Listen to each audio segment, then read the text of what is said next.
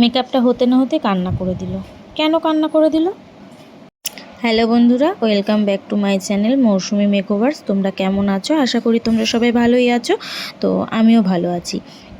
তো আমার ক্লায়েন্ট কেন কান্না করে দিয়েছিল, তাই না? তো মেকআপ করতে করতে মাঝপথে ও প্রচণ্ড কান্না করে। কেন কান্না করছে তোমরা পুরো ভিডিওটা ফুল দেখতে থাকো, তাহলেই বুঝতে পারবে যে ও কেন কান্না করে দিচ্ছিল। তো আমি আমার ক্লায়েন্টের বাড়ি চলে যাচ্ছিলাম। যাওয়ার পথে আমি একটু ভিডিও ক্লিপ নিই, নিজের ফেসটাও একটু দেখাই। তো ওর কাছ থেকে শোনো আগে যে ও কেমন সাজতে চাইছে আমার থেকে। তো হ্যালো চৈতি, বলো তুমি আগের দিনের মেকআপটা কীরকম ছিল? আগের দিনের মেকআপ করে আমার খুব আনন্দ হয়েছিল, খুব ভালো লেগেছে। শুধু আমার নিজের ভালো লাগেনি, আরও আশেপাশে যারা সবাই এসেছিলেন, আত্মীয় স্বজন বন্ধু বান্ধব সবাই দিদির খুব প্রশংসা করেছে যে খুব সুন্দর সাজিয়েছে। আমি দিদির কাছে সেজে খুব খুশি হয়েছি, খুব খুশি। Thank you.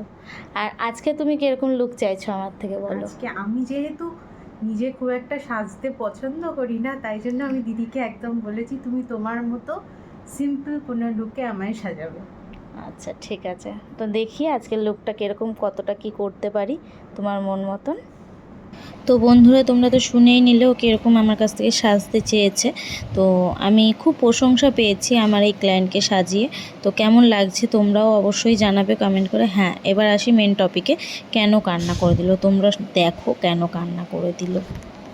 ঘটনাটা কি হয়েছে বলো তো? আমি ওর সাথে প্রচণ্ড গল্প করছিলাম আর আমি কাজটা করছিলাম। করতে করতে আমি ও আমাকে হঠাৎ ওর মায়ের কথা মনে পড়ে যায় যে বাপের বাড়ি ছেড়ে চলে এসছে, সেই একটা কষ্টের একটা অনুভূতি। আসলে ওর আর দাদা কেউ নেই, তো দাদা বা বোন কেউ নেই, ও একটাই মেয়ে। তাই ও প্রচণ্ড ভেঙে পড়ে। এই গল্প করতে করতে আমার মাকে কে দেখবে, এইসব গল্প করতে করতে ওর ভীষণ কষ্ট হয়, ও কান্না করে। আমি ওকে কান্না কিছুতেই থামাতে পারি না। তো কান্না আমি থামাতে পারছি না, যখনই আমি মেকআপ করছি তখনই ওরকম খুব কান্না করছে। তারপরে চলে আসলো আমাদের ফুল নিয়ে। আমি যে ফুলটা এবার ধরো, আমি ভালো করে ভিডিও ক্লিপ নিই তোমার সাথে, একটু স্মাইল করো। তখন ও স্মাইল করলো যে না, ও কিছু করার নেই তো না, একটা এটাই তো মেয়েদের একটা ভবিতব্য, তাই না? এটাই ঠিক করা যে না, শ্বশুরবাড়ি গিয়ে সংসার করতে হবে।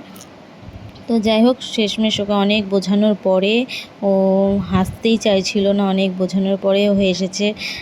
তো তোমরা সর্বশেষে বলো কিন্তু ওকে সাজানোটা কেমন হয়েছে, অবশ্যই আমাকে কমেন্ট করে জানিও যে ওর সাজানোটা কেমন হয়েছে। আমি আর বেশি বকবক করলাম না, তোমরা দেখে নাও ওর সাজানোটা কেমন হয়েছে। আমি ওর কাছ থেকে তখন কোনো রিভিউ নিতে পারিনি, এখানে প্রচণ্ড আওয়াজ ছিল, প্রচণ্ড মাইক বাজছিল, প্রচুর আওয়াজ হচ্ছিল, তাই আর আমি ওর কাছ থেকে রিভিউ নিতে পারিনি।